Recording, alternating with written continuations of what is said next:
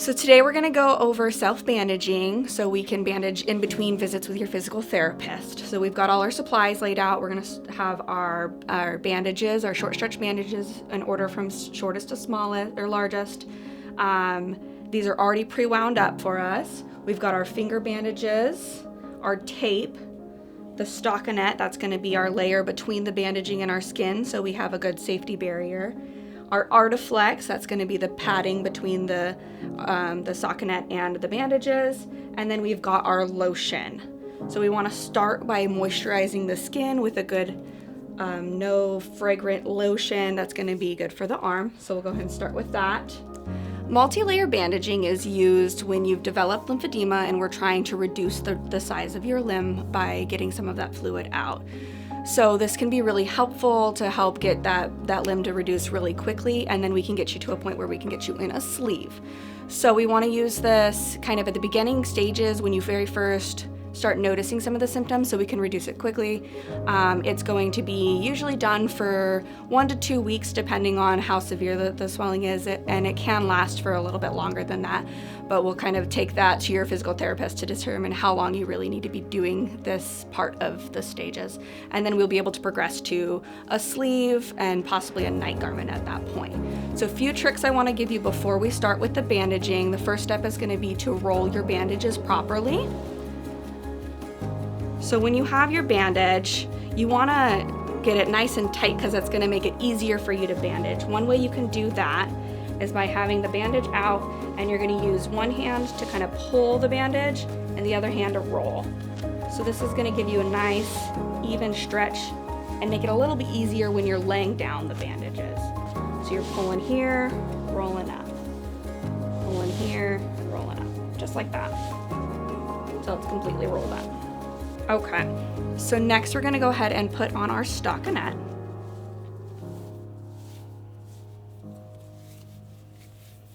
So we want to go ahead and pull this all the way up so there's no wrinkles. And we've got our little thumb hole, just like that, coming all the way up to the armpit there. So it's going to be really helpful to do this along a table so you have something to rest your arm on. We'll kind of show you throughout how you can use the table or a wall even to help with doing some of the bandaging yourself. Okay. So now we're going to go ahead and take the wrist out, and we're going to start with the hand.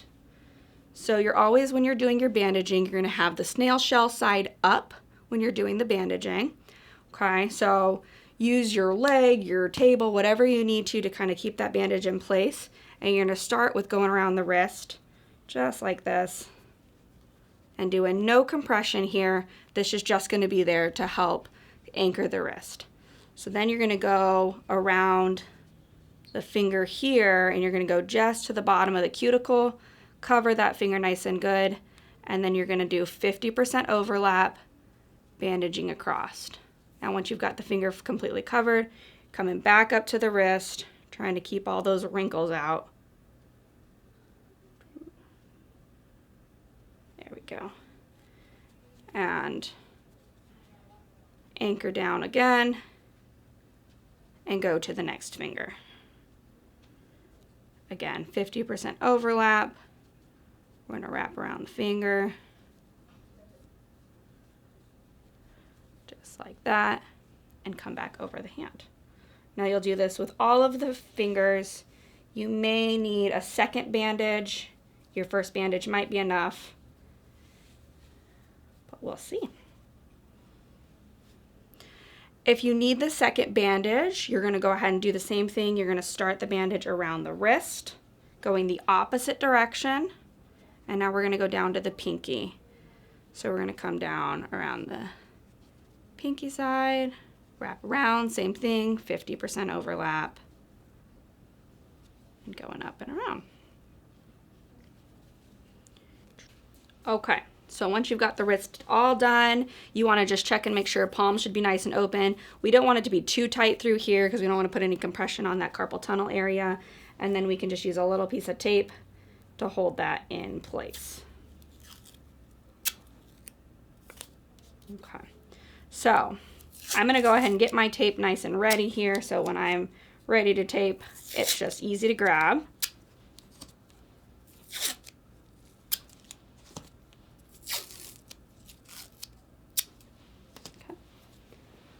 So then we're going to bring our stockinette right back down onto our hand, stick our thumb through there, get good coverage there. So now we're going to go on to our padding. So we've got our little hole. Again, we're going to have that snail shell pointing up. You're going to stick your thumb through the hole for securing it, and then you can kind of grab onto it with your fingers here to hold it in place, and we're going to wrap around the hand. So remember, our goal here is to create a cone shape with the arm.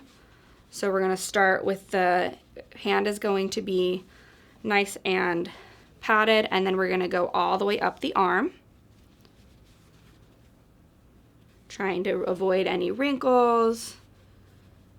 Nice and secure. This isn't providing any compression, so it's just coming on nice and flat.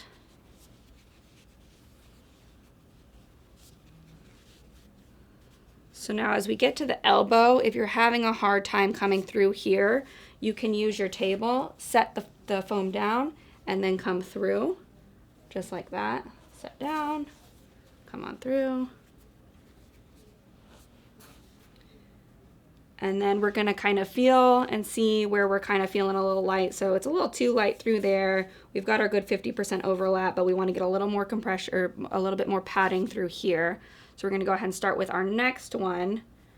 We're gonna come a little bit lower, again, using that table if we need to.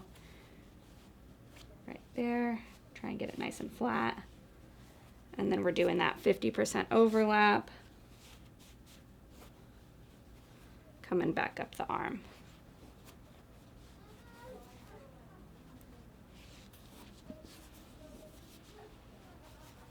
Again, we got that table there if we need it. Okay, so now we've got a good cone shape of the arm. You can see it's a little thinner here and it kind of gets bigger as we go up. So that's exactly what we're looking for here. So now we're going to go ahead and start with the bandaging. Okay. So you're going to start with your smallest piece of bandage, and you're going to go around the wrist. Again, you can use your leg, you can use the table, whatever you need to secure that bandage. And then you're going to tuck that in on the other side.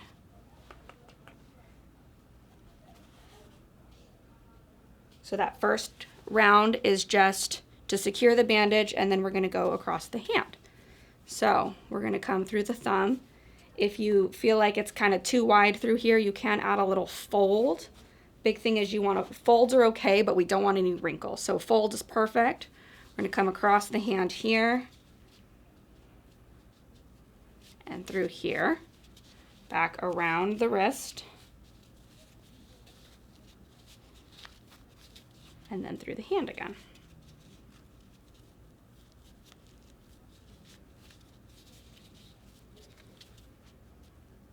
So once your hand is nice and secure, we're just going to do spiraling up the wrist, up the arm.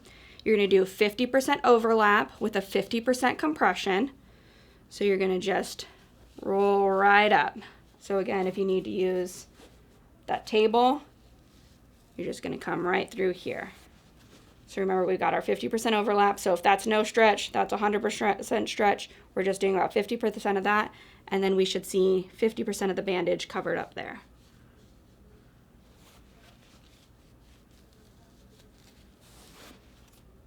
And then we're gonna just tape that piece down.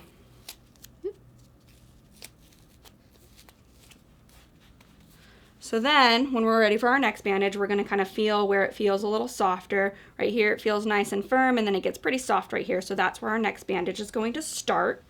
So we want to switch the directions of our bandage. So we were just going to the right, so now we're gonna go to the left.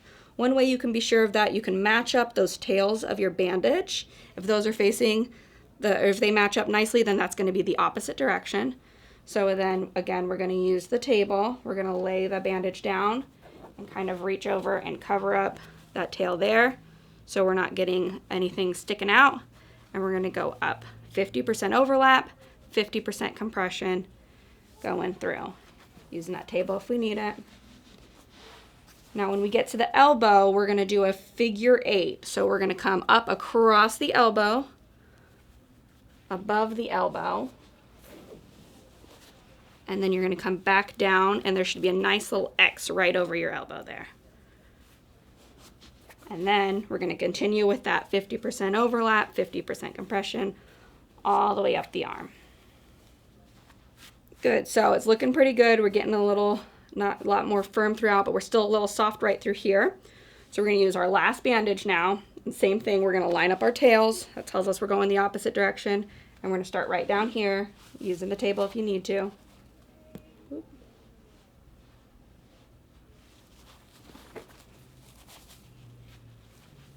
Now when you go through your elbow on the second try, you can choose whether or not you feel like you need the figure 8 again. If you feel like once you're done bandaging you're having a hard time with bending the elbow, you can add another figure 8. If you feel like it's fine, you're not having any issues, you don't need that second figure 8. We'll go ahead and do it today as a reminder. So you're coming up, back down, so you've got a nice little X right at the elbow, and you're going to go across.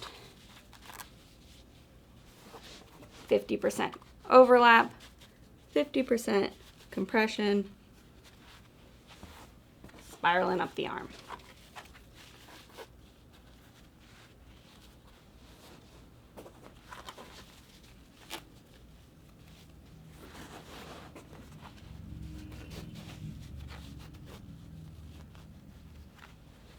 Now if you get to the top and you have some extra bandage, you can just kind of lay it down. It's going to have no compression. You're just laying that bandage down, wrapping around the arm at the top.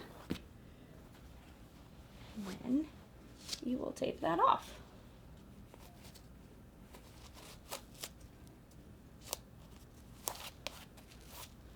You can put a couple extra pieces of tape if you need to, but that's your bandage. So now you want to make sure you can touch your nose.